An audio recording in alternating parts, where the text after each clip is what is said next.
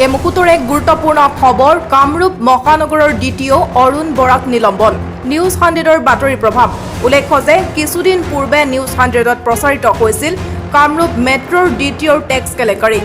আৰু পৰিবহণ মন্ত্ৰী চন্দ্ৰমোহন পাটোৱাৰীয়ে যান-বাহনৰ টেক্সৰ টকা আত্মসাৎ কৰাৰ অভিযোগত তৎকালীনভাৱে নিলম্বন কৰে কামৰূপ মহানগৰৰ DTO অৰুণ বৰাক লগতে নিলম্বিত কৰে শ্ৰীমন্ত নাগ উচ্চ সহায়ক অৰূপ কুমাৰ বৰ্মন আৰু কেচিয়াৰ শ্ৰীধেশ্বৰ বাহাংক আৰু জনসংযোগ অসমৰ প্ৰেছ বিজ্ঞপ্তিত প্ৰকাশ পাইছে এই কথা আমি পুনৰবাৰ জনাই গৈছো এই খবৰ কামৰূপ মহানগৰৰ DTO অৰুণ বৰাক নিলম্বন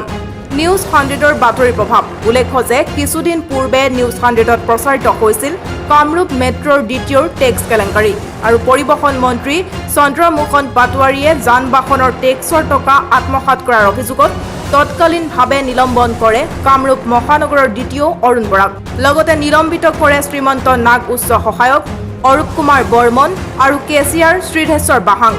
আৰু জনসংযোগ অসমৰ প্ৰেছ বিজ্ঞপ্তিত এই কথা প্ৰকাশ কৰিছে